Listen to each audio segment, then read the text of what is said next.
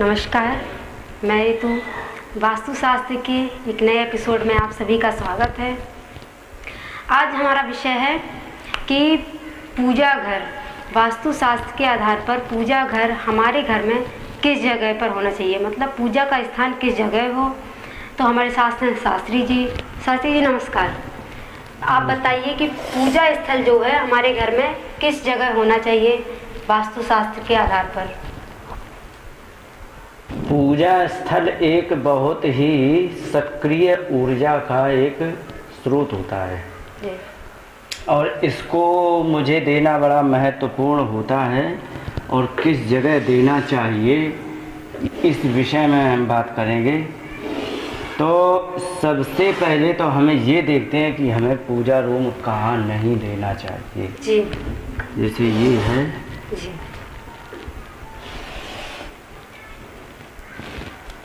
तो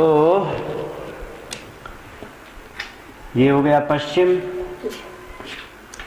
पूर्व, उत्तर, दक्षिण। अब ये अग्नि, वायव्य, नैऋत्य, ईशान। तो ये जो है तो हमारा पूजा का क्षेत्र ये होता है ऊपर जी। लेकिन ऐसा नहीं है कि ऊपर है, हम नीचे भी दे सकते हैं जी। तो इसको देने के लिए हमें क्या करना है कि सबसे पहले ध्यान ये रखा जाएगा कि पूजा स्थल कभी भी उत्तर मुखी हम नहीं दे सकते हैं जी। जैसे कि हम पूजा ऐसी बनाए कि हम उत्तर की तरफ मुंह करके बैठें, जी। हम ऐसी पूजा स्थल नहीं दे सकते। पूजा स्थल कभी भी हम दक्षिण मुखी नहीं दे सकते कि ऐसी जगह पूजा घर बना है कि हम जब पूजा करते तो दक्षिण को मुंह हो जाता, तो दक्षिण मुखी पूजा स्थल बिल्कुल नहीं चलेगा। बाकी हम यहाँ पर भी पूजा रख सकते हैं क्योंकि रसोई है, लेकिन यहाँ पर शिव जी की पूजा नहीं हो पाएगी क्योंकि यहाँ पर है शुक्राचार्य। ठीक है, शुक्राचार्य हैं तो ये क्या है, ये दैत्य गुरु हैं जी। और और शिव जी हैं वो देवता हैं जी। और शिव जी तो जो है मतलब हर घर में होते ही है। और शिव जी होते ही हैं। तो कहने का मतलब शिव जी हर घर में होते हैं, लेकिन यहाँ पर यदि हम रखते हैं तो शंकर जी की पूजा हम नहीं कर सकते क्योंकि शुक्राचार्य बैठे हैं। शुक्राचार्य दैत्य गुरु हैं और शंकर जी ईश्वर माने देव हैं। तो ये देव और दानव का एक जगह पर सहयोग नहीं हो सकता है, तो इसलिए हम उसको अभी नहीं कर सकते हैं। रुक दो। हाँ, तो चूंकि यहाँ पर शुक्राचार्य हैं, ठीक है, यहाँ शिव जी की हम नहीं दे सकते। एक दूसरा बता दिया, दक्षिण मुखी नहीं दे सकते हैं, ठीक है, उत्तर मुखी भी नहीं दे सकते, पूर्व मुखी हम दे सकते हैं, ठीक है, और पश्चिम मुखी। इस तरफ को हम माने ऐसे बैठे कि हमारा मुख पश्चिम की तरफ हो जाए, चलेगा। हमारा मुख पूर्व की तरफ है, चलेगा। तो ये हम पूजा स्थल दे सकते हैं। लेकिन एक और आता है ब्रह्म स्थान जी। ब्रह्म स्थान में मैंने जिस समय इसका वर्णन करके बताया था तो इसमें पूजा का विधान है जी। बहुत से आपने घरों में देखा होगा, बहुत से घरों में क्या होता है कि पूजा स्थल ब्रह्म स्थान में देते हैं, बीच आंगन में तुलसी लगती है वहाँ पर दिया भी जलाया जाता है, वहाँ पर एक आधे शंकर जी वगैरह बैठे होते हैं, वहीं पर हो सकता है भगवान जी भी, कृष्ण भी बैठे होता है। तो ये दोष नहीं है, ये अच्छी बात है। अच्छा, एक चीज़ और बता दूँ, जैसे कि अभी बताऊँ कि तुलसी जो होती है बीच आंगन में, तुलसी एक ऐसा पौधा होता है जो 20 घंटे लगातार ऑक्सीजन देता है। क्योंकि पौधा छोटा होता है तो छोटा पर्यावरण से ऑक्सीजन ज़्यादा नहीं ले पाता है, तो उसमें क्या करते हैं कि हम जल देते हैं। तो जल की जो क्योंकि उसमें ऑक्सीजन पानी में होती है, तो वो पानी की सारी ऑक्सीजन को निकाल के पर्यावरण में फैला देता है। अब तुम्हारे आंगन में है तुलसी, वो ऑक्सीजन निकाल करके पर्यावरण फैला रही, तो कहाँ जा रही है? तुम्हारे घर में। तो वो इस प्रकार से वैज्ञानिक दृष्टिकोण से भी ये बहुत लाभकारी है।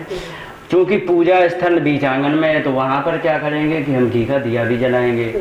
तो मैं बताया ही है कि घी का दिया का मतलब ये होता है कि 10 ग्राम घी के दिए में 1.5 टन से थोड़ी सी ज़्यादा ऑक्सीजन बनती है। और एक घी के दिए के इतने लाभ हैं, और बीच आंगन में तुमने दे दिया, वो उसकी जो ऑक्सीजन निकल रही तो पर्यावरण में चारों तरफ फैलेगी, वो हमें मिलेगी। तो ये हमारे, और ये प्रत्येक कोने में जाएगी, ठीक है। तो जब प्रत्येक कोने में जाएगी तो यहाँ पर जो भी व्यक्ति जिस जगह पर जो भी काम कर रहा है, तो ऑक्सीजन सबसे बड़ा काम करती है, हमारे रोग प्रतिरोधक क्षमता को बढ़ा देगा, इम्यून सिस्टम को बढ़ा देना ऑक्सीजन का काम है। क्योंकि सेल्स को मजबूत करने से हमारे शरीर में इम्यून सिस्टम बढ़ता है, और सेल्स को ऑक्सीजन सबसे ज़्यादा चाहिए होती। तो इसलिए यहाँ पर यदि हम तुलसी वगैरह दे करके, लेकिन ध्यान ये रखना है कि 2 ही दिशा की तरफ, या तो हम पश्चिम की तरफ मुंह करके पूजा करेंगे, इस तरफ खड़े हो जाएंगे तो हम इस तरफ से पूजा करेंगे तो पश्चिम की तरफ मेरा मुख हो जाएगा, ठीक है। या फिर हम इस तरफ खड़े होंगे तो हमारा पूर्व मुखी, हमारी पूजा हो जाएगी, मेरा मुख पूर्व की तरफ है। तो यदि हम ऐसा करते हैं तो हम आसानी से इसका उपाय कर सकते। अब एक और बहुत बड़ी समस्या है, क्या कि लोग क्या करते हैं कि कोई लोग ऐसे करके, जैसे जीना होता है, जीना क्या होता है कि कम प्लाट होता है, तो जीना को क्या करते हैं कि वो सड़क जो मतलब सरकारी जगह होती है, अपने प्लाट में तो दीवारें खड़ी कर ली और जीना का छज्जा लटका देते हैं सरकारी जगह में। तो ऐसा आपने कहीं कहीं लटका देखा ही होगा ऐसे, ठीक है, जीना लटका दिया, ठीक है। तो इसमें क्या होता है, एक ऐसे और ऐसे, यहाँ से ऐसे ऐसे ऐसे ऐसे, है ना। तो ये जो दीवार जो सामने की होती है, इस दीवार में चूँकि ये ऊपर जाएगी और ये ऊपर को जा रहा है जीना, है ना, ये ऐसे होते हुए और ये ऐसे, ठीक है, ये ऊपर को जा रहा है। अब ये जो दीवार बीच में पड़ी, यहाँ अलमारी बना के भगवान को लटका दिया, ये हम नहीं कर सकते हैं। भगवान कभी लटकते हुए झूलते हुए नहीं, क्योंकि भगवान ने इतनी जगह दी है। तो ये नहीं कह रहे कि उनको 1 बीघा की जगह चाहिए, तुम्हारे पास जगह बिल्कुल नहीं है, छोटा सा एक आले समझते हो, आले नहीं, पुराने ज़माने में दीवार में छोटे छोटे पहले 4 कोने होते थे, फिर ऊपर से तिकोना ऐसे बना के छोटे आले होते हैं, अलमारी अलग होती है, आले छोटे छोटे अलग होते हैं, उसका आकार ये होता था ऐसा, और ये ऐसा, ठीक है, और ये ऐसे, फिर ऐसे वो बना देते थे ईंटों से, तो ये ऐसे बनाए जाते थे। ये छोटे छोटे होते थे, बहुत ज़्यादा, 1 फुट का ऐसा होता था, 8 फुट 1 फुट का ऐसा, 8 इंच ऐसा होता था। इसमें दिया है, छोटी मोटी चीज़ें। तो भगवान जी कह रहे हैं कि ज़्यादा नहीं, तुम इतनी ही बड़ी व्यवस्था कर दो, हमें बहुत ज़्यादा बहुत भारी व्यवस्था नहीं चाहिए है, लेकिन इतनी बड़ी करो, लेकिन करो तो आदरपूर्वक। तुम्हारे पास नमक है, विदुर के यहाँ भगवान ने नमक वो साग खाया, पहले तो विदुरानी ने छिलका खिला दिए, वो तो खैर प्रेम की बात रही। नरसी को ले लो, नरसी के यहाँ बिना नमक का साग खाया भगवान ने, बड़े प्रेम से खाया, बड़े स्वादिष्ट बताया कि बहुत स्वादिष्ट लगा, बिना नमक का खा गए। अब उन्होंने, अब जो ईश्वर जिसने सारी सृष्टि रची है, इतने फल फ्रूट सब रचे हैं, उसे तुम बिना नमक का स्वाद साग खिलाओ तो कैसा लगेगा। लेकिन ईश्वर ने खाया, क्यों, तुम्हारे पास वही है, वही हमें दे दो। तो उनके पास जब जान लिए भगवान ने, जाने कि इसके पास जगह ही छोटी है, तो इतने बड़े में दे, पर आदर पूर्वक दे। तुमने यहाँ पर अपने घर में रहने की जगह बना दी और भगवान को ये अधर लटका दिया, ना वे जमीन में है और ना ही वो कहीं कमरे में है, बीच में लटके झूल रहे हैं। ये आपके लिए दिक्कत, आपके लिए दिक्कत होगा। क्यों, ये वास्तु दोष है। ईश्वर को इतना तिरस्कृत मत करें जो यहाँ पे जरूरी थोड़े बहुत छोटे से में कुछ नहीं है। कहीं कहीं तो माताएं क्या करती हैं, दीवार में कुछ नहीं होता, दीवार में भगवान की एक फोटो चिपका दी, ठीक वहीं पे ऐसे अगरबत्ती लगा दी, नीचे वही खोस दी, हो गई पूजा। भगवान को ही थोड़े कि बहुत तुम्हारे पास जो व्यवस्था है, जैसी व्यवस्था है वैसे पूजा करो, लेकिन आदर पूर्वक करो। तुलसी नरसिंह मेहता जी ने आदर पूर्वक साग खिलाया था और कहा था मेरे पास यही है, अब है ही नहीं कुछ, मैं क्या करूं, तो खाया था। और विदुर जी के साग खाया है। और मालूम है दुर्योधन ने 252 रसोइये केवल इसलिए लगवा दिए थे कि भगवान को, मतलब भगवान के लिए उनके ज़्यादा वे मीठा खट्टा चटपटा, मतलब वे चटोर ज़्यादा, सीधी सी बात कहें चटोर ज़्यादा हैं, क्योंकि वे ये खाते रहे। तो चटोर ज़्यादा होने के कारण वे अच्छा अच्छा खाना पसंद करते हैं। ये सोचकर 252 रसोइये तुरंत इमरजेंसी कंडीशन में लगवा दिए कि तुम सब लोग फटाफट रसोई तैयार करो। फिर जब बाद में उन्होंने विराट रूप दिखाया, और दिखाने के बाद जब बात नहीं बनी, 5 गांव मांगने गए थे लेकिन वो धमकाने लगे, जब नहीं बात बनी तब दुर्योधन ने कहा कि ऐसा है कि अब हमारा वो मतलब ये जो होना था राजपाट का तो हिसाब किताब हो ही गया है ना, अब चलो भोजन प्राप्त करने चलें। तो यहाँ पर बहुत अच्छा एक श्लोक है, श्लोक नहीं बताया मैं, इसलिए अर्थ बता दें। उन्होंने सिर्फ ये कहा था कि मैं, देखो भोजन की 2 कंडीशन है। मैं क्या कहना चाह रहा हूँ वास्तुशास्त्र में कि अगर जो तुम्हारे पास जगह कम हो तो किस प्रकार से भगवान को पूज सकते हो। तो उन्होंने कहा कि अगर जो आप निमंत्रण कर रहे हो, तो अगर जो किसी को भोजन करना है उसकी मात्र 2 कंडीशंस होती हैं। सबसे पहली कंडीशन क्या है कि खिलाने वाले के अंदर इतना प्रेम हो कि वो मजबूरन एक टुकड़ा, जब बहुत भूखा होता, जब बहुत प्रेम से कोई पूछता क्या करते हो, उसी के यहाँ एक टुकड़ा लेके तुम्हारा भोजन मैंने कर लिया लेकिन पेट भरा है, ऐसा होता है। एक तो ये स्थिति होती, खिलाने वाले में इतना प्रेम हो कि आप मजबूर हो जाओ उसका एक टुकड़ा खाने के लिए, तो उसका भोजन कर लिया। या फिर हमारे प्राण संकट में पड़े हों तो हम खा सकते हैं। और इस कंडीशन को जब भगवान ने बताया तब उन्होंने कहा कि देखो तुम्हारे अंदर इतना प्रेम नहीं है, और मेरे प्राण संकट में इसलिए नहीं क्योंकि तुम्हारे अलावा हमें बहुत खिलाने वाले हैं, चिंता मत करो मेरे पास बहुत हैं खिलाने वाले। तो उन्होंने कहा कि ना तो मैं इस समय मरणासन्न स्थिति में हूँ कि भूख की वजह से प्राण जा रहे, ना ही तुम्हारे अंदर इतना प्रेम प्रबल है जिसको लेकर के मैं भोजन करूं, तो मैं भोजन नहीं करूंगा। मेरा निमंत्रण पहले हो चुका विदुर काका के यहाँ। तो विदुर काका सनक गए कि अरे मैंने तो कुछ कहा भी नहीं। तो विदुर काका जी ने जैसे तैसे व्यवस्था करी, जल्दी फल्दी में साग की व्यवस्था भई, तो साग उन्होंने खाया। कहने का मतलब इतना सब त्याग करके बिना प्रेम के सब लात मार दिया इतने 252 रसोइयों की मेहनत पर। तो विदुर के यहाँ जा करके उन्होंने रूखा साग खाया, बड़े प्रेम से खाया, बड़े आनंदित होकर खाया।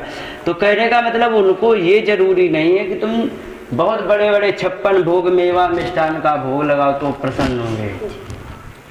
पत्रम पुष्पम फलम तोयम, पत्र छोटा सा पत्र, तुलसी पत्र दे दो, पुष्पम छोटा सा पुष्प कोई दे दो, फलम कोई भी फल दे दो, तोयम माने जल, कोई भी थोड़ा सा जल आप दे दो, जरूरी नहीं गंगा जी का, तुम्हारे पास नहीं उपलब्ध समर सेविल का भर के दे दो, भले ही खारा हो, दे दो। यो में भक्त्या प्रयच्छति, जो मुझे भक्ति पूर्वक प्रयच्छति माने दे देता है, तो उस व्यक्ति के लिए मैं सब कुछ तीनों लोक की संपदा को मैं दे देता हूँ। तो कह रहे हैं कि जब इतनी छोटी सी बात है तो भगवान तुम्हारे आप जैसे बम्बई में घर बताए, बेचारे इनके 10 बाई 15 के हैं, 10 का फीट चौड़ा है और 15 फीट लंबा है। अब बताओ उसमें वो करे क्या? तो उसमें जब ऐसी दिक्कत आती है तो कुछ नहीं है, भगवान के लिए ईशान कोने में छोटा से एक ऐसा आला बना दो।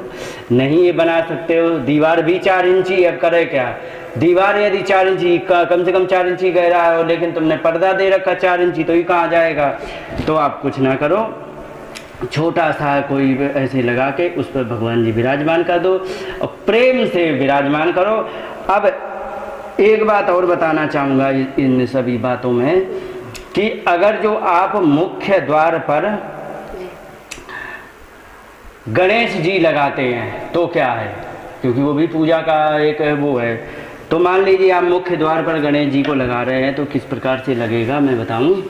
तो कोई कहते हैं कि गणेश जी का पीठ खराब है, ठीक है, तो आप एक काम कर सकते हैं। मान लीजिए यहाँ पर आपका मुख्य द्वार है, ठीक है, आपका यहाँ पर मुख्य द्वार हो गया, ठीक है, यहाँ पर दीवार है, ठीक है, तो इस दीवार पे एक सामने की तरफ गणेश जी बाहर की तरफ और एक अंदर की तरफ बिल्कुल ऐसे सेट करो जो कि दोनों की पीठ आपस में एक समान हो जाए, एक जी उपाय। दूसरा ये है कि जो पूजा स्थल की बात करी, परिवार में बहुत अच्छा सामंजस्य बनाए रखने की, क्योंकि 4 लोग हैं और प्रकृति चारों की अलग अलग होती है, एक सी प्रकृति हो ही नहीं सकती घर में। कोई कुछ पसंद करता, कोई कुछ पसंद करता, चारों की अलग अलग प्रकृति है जी। तो उन प्रकृति में सामंजस्य बना रहे, इसके लिए सबसे बढ़िया होता है कि भगवान शंकर की फैमिली फोटो देखा, उसी में तुम्हें मिलेंगे भगवान शंकर जी हैं, पार्वती जी भी हैं, कार्तिकेय जी हैं और वे क्या गणेश जी हैं। उसी में तुम्हें मिल जाएगा सर्प, उसी में मिल जाएगा गाय, उसी में मिल जाएगा चूहा, उसी में मोर। अब देखो इससे ज़्यादा आपको विपरीत प्रकृति आपको कहीं क्या मिलेगी कि देखो जहाँ पर गाय या बैल सिंह जो होता है वो बैल को खा जाता है, लेकिन माता दुर्गा की सवारी सिंह है, वो भी वहीं मिलेगा। और शंकर जी की सवारी है नंदीश्वर महाराज। अब नंदीश्वर और सिंह की विपरीत है लेकिन एक जगह रहते हैं, कोई फर्क नहीं है। दूसरा, मोर कार्तिकेय भगवान की सवारी है और शिव जी के माथे पे है वे क्या कहते हैं सर्प, गले में माथे पे। अब मोर सर्प को खा जाता लेकिन वहाँ पर नहीं खाते, सर्प जो है वो चूहे को खा जाता लेकिन वहाँ पर नहीं खा रहा। तो सब एक दूसरे की विपरीत प्रकृति में है लेकिन कोई एक दूसरे को हानि नहीं पहुँचा रहा। इसीलिए घर में बहुत अच्छा सामंजस्य बना रहे, इसके लिए क्या है, भगवान शिव की पूजा स्थल में बड़े प्रेम पूर्वक फैमिली फोटो हो तो बहुत अच्छा लाभकारी है। तो ये दरवाजे की में इस प्रकार से लगाएं और दरवाजे में भी फैमिली फ़ोटो लगाए तो चलेगा, ठीक है। और यहाँ पूजा स्थल में भगवान शिव की फैमिली फ़ोटो हो तो बहुत अच्छा होता है। इस प्रकार से हम पूजा स्थल का मतलब अपना विधान करते हैं कि इस प्रकार से पूजा स्थल दें। तो देना किधर नहीं है, उत्तर और दक्षिण मुखी नहीं, पश्चिम और पूरब मुखी देनी है, ठीक है। और दक्षिण क्षेत्र में ये जो क्षेत्र है, इस क्षेत्र में तो बिल्कुल भी कहीं नहीं देनी पूजा। यहाँ पर बहुत हल्का विकल्प, बाकी यहाँ कहीं देनी ही नहीं है। यहाँ पर आप कहीं भी, यहाँ पर दे सकते हो, यहाँ पर भी दे सकते हो, यहाँ दे सकते हो, लेकिन शंकर जी की नहीं तो फायदा क्या, यहाँ छोड़ो। इतने में आप पूजा दे सकते हो, ब्रह्म स्थान में पूजा आप इतने में आप बड़े आसानी से पूजा आप यहाँ दे सकते हैं। यहाँ पर ऊपर कहीं भी, यहाँ पर कहीं भी नहीं, यहाँ पर शंकर जी की हो नहीं सकती तो छोड़ो। तो सबसे बढ़िया ऊपर देव स्थल में पूजा स्थल रखेंगे और नीचे आसुरी शक्तियाँ हैं वहाँ पर पूजा स्थल नहीं रखेंगे। पश्चिम मुखी और पूर्व मुखी रखेंगे और दक्षिण और उत्तर नहीं रखेंगे। बस ये होता है पूजा का विधान, बस। ठीक है, बहुत बढ़िया शास्त्री जी, नमस्ते।